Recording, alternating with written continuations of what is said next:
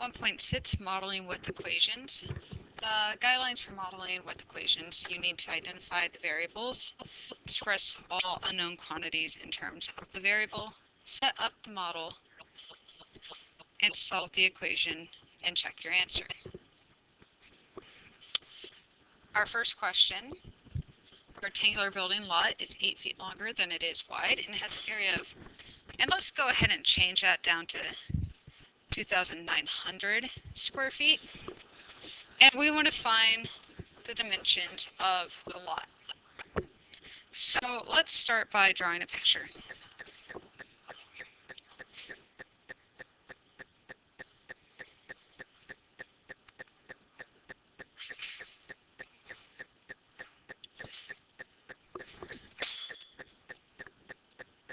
Okay, so we know that the area, which is length times width, is also 2,900 square feet. It tells us it's 8 feet longer than it is wide. So if we have width, the length is equal to width plus 8. So we are now going to plug all this information into the area formula. W times W plus 8 has to equal 2,900. We're going to start by distributing. W squared plus 8W equals 2,900. Now it's a quadratic because it's degree 2. So subtract the 2,900 from both sides so that it's in standard form.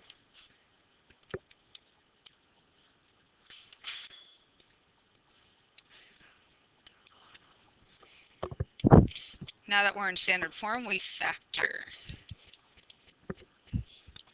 We're looking for factors that multiply to negative 2,900 and add to 8. So one's going to be a positive, one's going to be a negative. We want the negative number to be smaller. 50 and 58 work. So we put it into factored form, W plus 58 times W minus .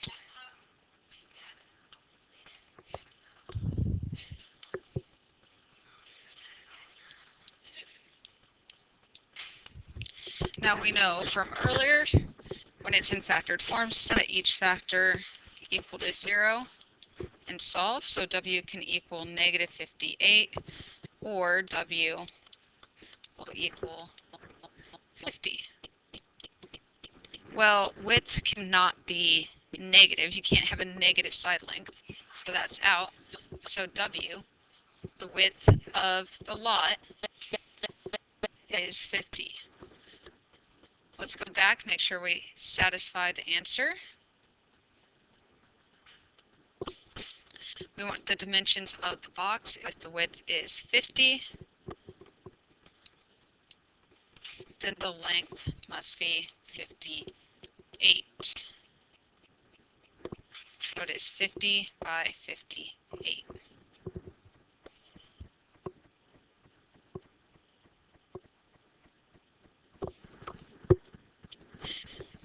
Interest. The simple interest formula is I equals PRT. I is interest, P is principal,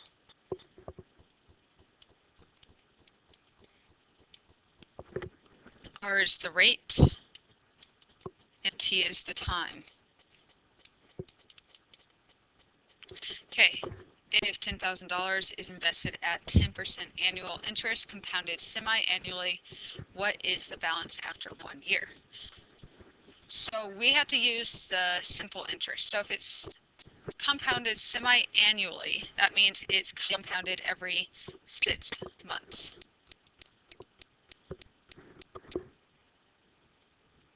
So we got to figure it out for the first 6 months.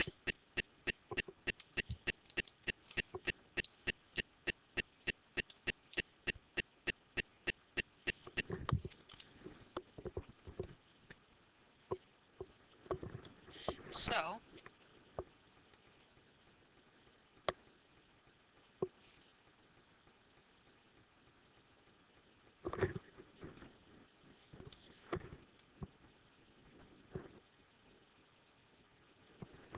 we take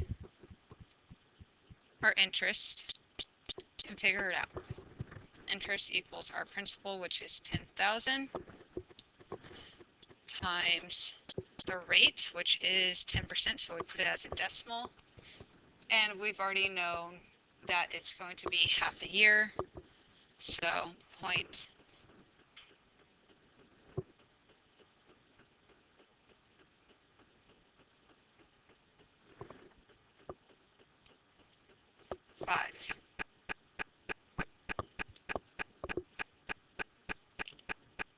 So our interest, once you compute it, for the first 6 months is $500. But we need to add that to what's already in the bank. We already have $10,000 in the bank, so now, after the first 6 months, our principal is $10,500.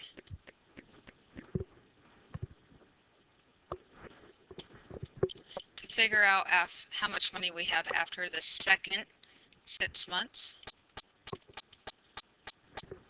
we find out our interest. Our principal is now $10,500. We're going to multiply it by 0.10 for the rate and 0.5 for half a year.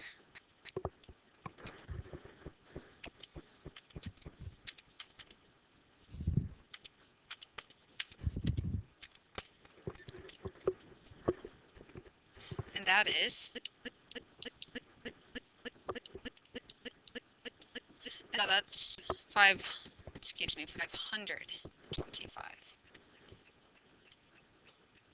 Now that's how much interest we earned the second 6 months. So to find out our balance after it's been invested for a year, compounded twice or semi-annually, take the 10,500 and add to it the 525. So our balance is $11,025.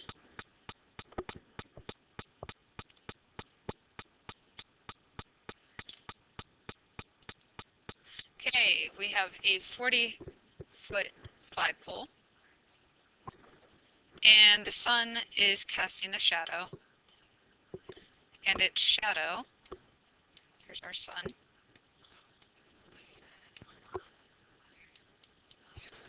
casts a 25-foot shadow. So the shadow ends here, so it's 25. We want to know how long the shadow would be of a 200-foot building.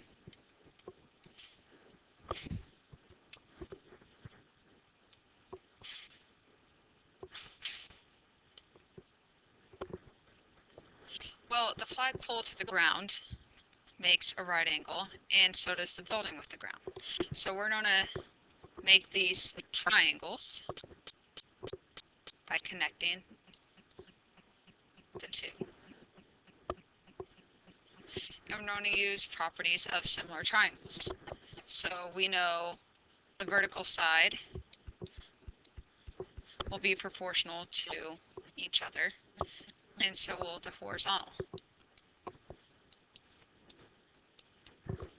Now we can use the cross product. We're going to go 40x equals, we got 25 times 200, which is 5,000, and divide by 40. We get our shadow length to be 125 feet.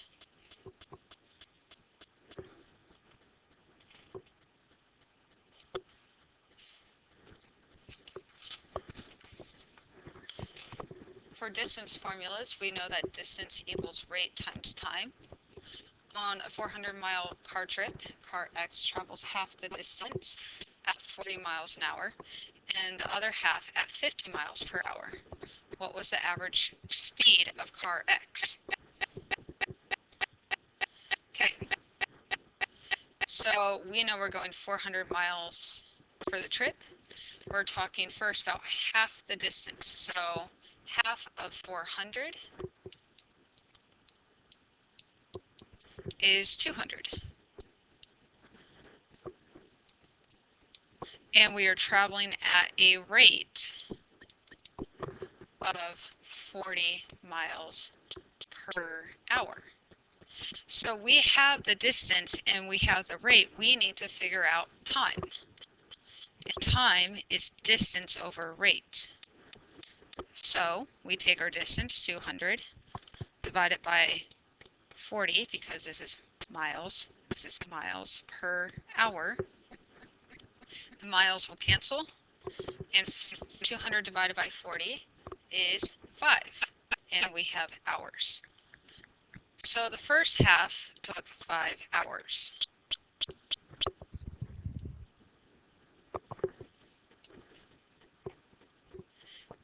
Now let's figure out the second half. The second half, which is also 200 miles. We traveled at a rate of 50 miles per hour, so we need to figure out how long that took. So time is distance divided by rate.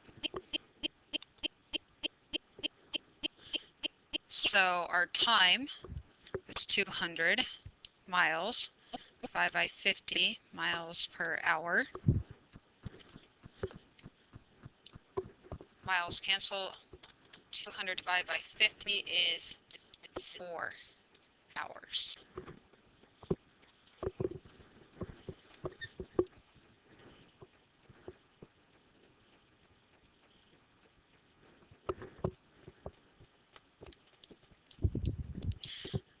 The question is asking us for our average speed,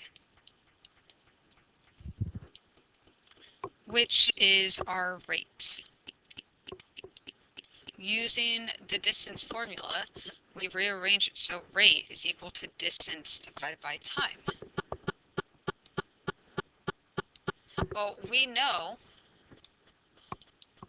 that our distance overall is 400 miles. And the first half took 5 hours, and the second half took 4 hours. So we are now taking 400 divided by 9, 400 miles divided by 9 hours.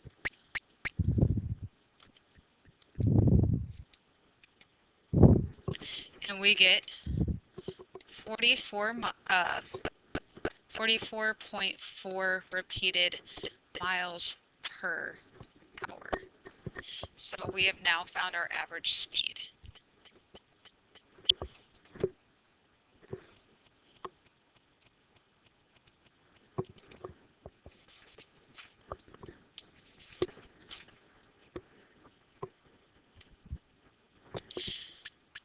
If 6 pounds of nuts that cost $1.20 per pound are mixed with 2 pounds of nuts that cost $1.60, what is the cost of the mixture? And we're looking per pound for the mixture. Well, let's first figure out how many pounds of the mixture do we have. We have 6 pounds of the first, and we have 2 pounds of the second, so our mixture is a total of 8 pounds. Let's figure out the cost of the 8 pounds. This first 6 pounds costs $1.20. And the second, the 2 remaining pounds cost $1.60. So we take 120 times 6, get $7.20 for the first type, and 2 times 160 is $3.20. So the total cost of the 8 pounds was $10.40. We are now looking for the cost of the mixture per pound. So we take the total cost and divide it by the number of pounds. So we're taking $10.40 divided by 8 pounds.